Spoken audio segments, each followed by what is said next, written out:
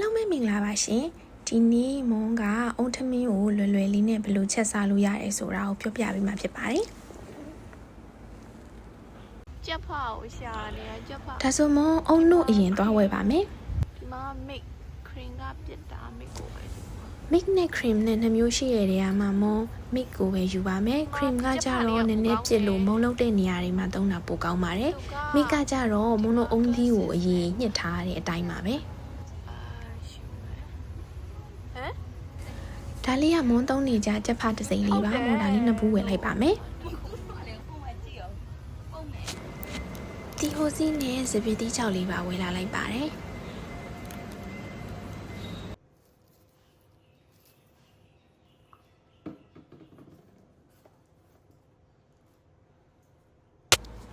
ဝယ်စရာတွေအားလုံးဝယ်ပြီးသွားပြီဆိုရင်မွန်ကြက်သားကိုအရင်ဆုံးနှက်ထားပါမယ်ကြက်သားကိုရေတိချလေးဆေးမယ်ရေစစ်ထားမယ်ပြီးရင်ဆွနွေးမှုန့်ရဲ့စားရဲ့တကြားရဲ့မဆလာရဲ့ငရုတ်သီးအစိမ်းမှုန့်တခြားထည့်စရာရှိတာအကုန်လုံးတစ်ခါတည်းထည့်ပြီးမွန်တစ်ခါတည်းနေပြီးတော့နှက်ထားပါမယ်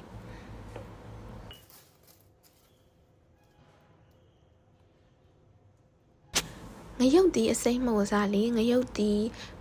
အပူတောင်ကိုထောင်းပြီးတော့ထည့်တာပဲဖြစ်ဖြစ်ငရုတ်သီးအနှစ်ကိုထည့်တာပဲဖြစ်ဖြစ်ပိုကောင်းပါတယ်မုံမကလောလောဆယ်ငရုတ်သီးမှုန့်ပဲရှိလို့ပါပြီးသွားရင်ကရဝေးရွက်နဲ့တကြပိုးကောက်ပိုးကတခါတည်းမုံထည့်ပြီးတော့နေပါမယ်ကျစ်တုန်နီထောင်းထားတာရဲ့ကြိတ်ထားတာပေါ့နော်ထောင်းထားတာတော့မဟုတ်ကြိတ်ထားတာရဲ့ဂျင်းရဲ့ကျစ်တုန်ဖြူရဲ့ကိုလည်းတခါတည်းထည့်ပါမယ်ခလေးဒဏ်ရာရလာတယ်အော်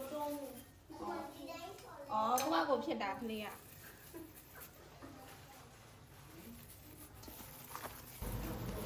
ထဲရမာရီအားလုံးပြီးသွားပြီဆိုတာနဲ့မွန်တီချာလေးနေပါမယ်နေပြီးသွားတာနဲ့မွန်2 နာရီလောက်နှက်ထားပါမယ်2 နာရီလောက်နှက်ထားတဲ့အတွင်းမှာမွန်အုံထမင်းသွားချက်ပါမယ်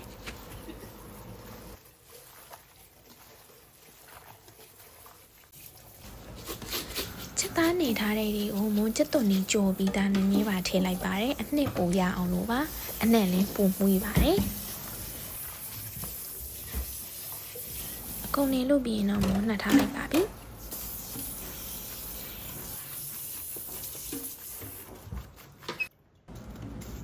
ချက်သားနှက်ထားတော့မှမွန်အုံးထမင်းချက်ပါမယ်ဒီထမင်းအိုးက3ခွက်အိုးပါဒါပေမဲ့မွန်ဆန်ကို2ခွက်ပဲထည့်ပါတယ်3ခွက်ထည့်လိုက်လို့ရှိရင်ထမင်းအိုးချက်ပြီးတော့ဆန်နေမလှလို့ပါထမင်းမလှလို့ပါပြီးရင်ဆန်ကိုရေစီးပါမယ်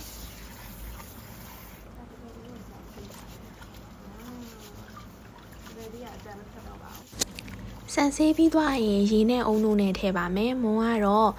ဆန်2ခွက်ကိုအုံနို့2ခွက်ရေ1ခွက်ထည့်ပါတယ်အုံနို့ကတော့အဆင်ပြေသလိုထည့်လို့ရပါတယ်ဒါပေမဲ့အုံနို့2ခွက်ရေ1ခွက်ကအနည်းတော့ပါပဲပြီးရင်တကြားလေးနည်းနည်းထည့်ပါမယ်စားလေးနည်းနည်းထည့်ပါမယ်ပြီးရင်ကြက်သွန်နီဒီစိတ်ချမ်းသာတာထည့်ပါမယ်စီလေးတစ်ခါလေးထည့်လိုက်ပါမယ်ပြီးတာနဲ့နည်းနည်းမှွေပေးလိုက်ပါမယ်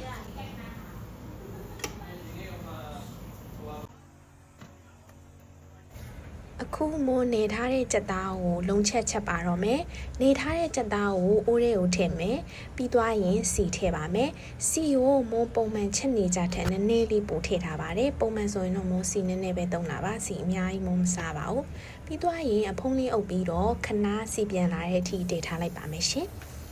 စီပြန်လာတာနဲ့အပေါ်အောက်ခဏမှွေပြီးလိုက်ပါမယ်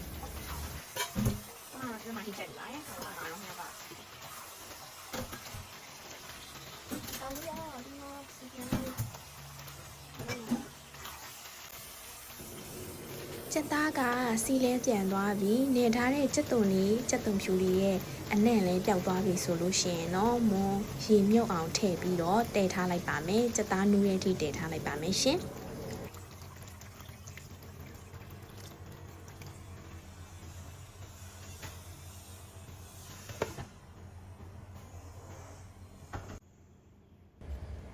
မွန်တို့တည်ထားတဲ့ထမင်းကိုကြက်ခန့်နီးပြီဆိုလို့ရှိရင်မွန်အပေါ်ကနေပြီးတော့တီဟိုစီးကြောင်းနဲ့စပီတီကြောက်ကိုဖြူလိုက်ပါမယ်ပြီးရင်အပေါ်အောက်ခဏလှန်ပေးပါမယ်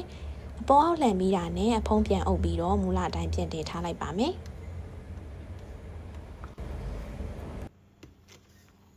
ထမင်းချက်နေတော့မှအနက်မှုမွေးလေးကြိုက်တယ်ဆိုလို့ရှိရင်နနက်ပွင့်နဲ့ဖာလာစီကိုတခါတည်းထည့်လိုက်လို့ရပါတယ်။မိုးကကြတော့အနက်အရန်ပြင်းတာအောင်မကြိုက်ဖဲနဲ့အုံတို့အနက်လေးပေါ်ခြင်းလို့အဲ့ဒီဥစ္စာတွေကိုတော့မထည့်တော့ပါဘူး။ထည့်လို့ရှိရင်လည်းရပါတယ်ရှင်။မွေးလေးရပါတယ်။ဓာတ်မောင်းနံလေးတို့ပေါ့နော်။ထမင်းကိုတက်သွားတာနဲ့မွန်တို့ချက်ထားတဲ့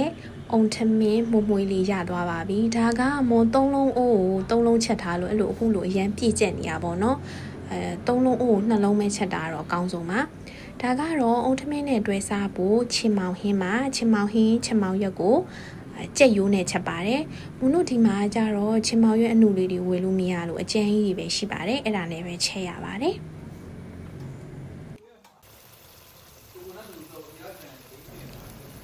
အခုဆိုရင်အုတ်ထမင်းနဲ့တွဲစားမယ်ကြက်သားဟင်းကလည်းစီလဲပြန်နေပါပြီအားလုံး ready ဖြစ်နေပါပြီရှင်စားဖို့အစင်းသင့်ပါပဲ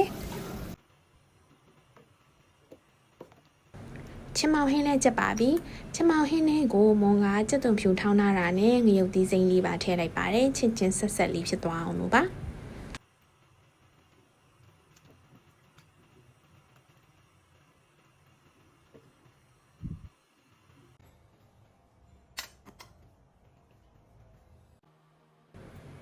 ပုံမှန်ထမင်းကိုအမာစားတတ်တဲ့လူဆိုရင်တော့ရေနည်းနည်းရှော့ထည့်ပြီးတော့ထမင်းအပျော့စားတတ်တဲ့လူဆိုရင်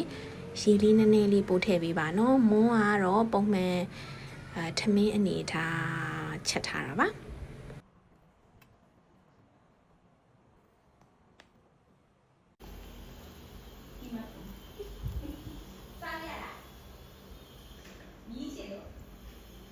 တွေ့လားမကြက်သေးဘူးစားလို့ရတာလို့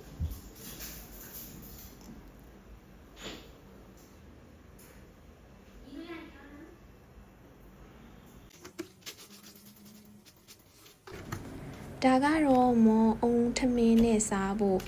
ငရုတ်သီးကြော်မရှိလို့အမြန်ကြော်လိုက်တာပေါ့နော်ပထမအဆုံးစီထဲကိုပဇွန်ကြောင်းမှုန့်ထည့်လိုက်တယ်ပြီးတာနဲ့ငရုတ်သီးခွဲချမ်းထည့်လိုက်တယ်ပြီးရင်ကျက်သွန်အနီကြော်ပြီးသားကိုထည့်လိုက်ပါတယ်ဒါဆိုရင်တော့အရမ်းမြန်နဲ့အုံထမင်းနဲ့တွဲစားမယ်ငရုတ်သီးကြော်လေးရသွားပါပြီရှင်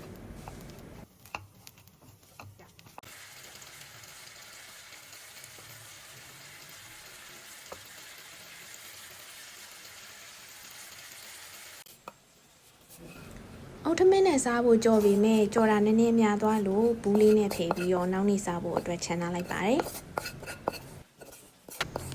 အားလုံးချက်သွားပြီဆိုတာနဲ့မွန်ရဲ့ customer ကိုအရင်ဆုံးစားခိုင်းပါမယ်အရင်ကောင်းဘာအရင်ကောင်းရုံးမပါဆိုအတန်နဲ့ပြောကောင်းတာကောင်းတဲ့ကြောင်ပြောပြတာလေဟိုကြမကောင်းမစားဖြစ်နေကြလို့ကျေးဇူးပါရှင်ဟင်းရောကောင်းလားရင်ကောင်းအရင်ကောင်းမပြောရကောင်းအားလုံးချက်လို့ပြီးသွားပြီဆိုတော့မွန်လဲစားပါတော့မယ်ရှင်မွန်ရဲ့ဗီဒီယိုလေးကိုအဆုံးထိကြည့်ပြီးလို့ကျေးဇူးများတင်ပါတယ်ရှင်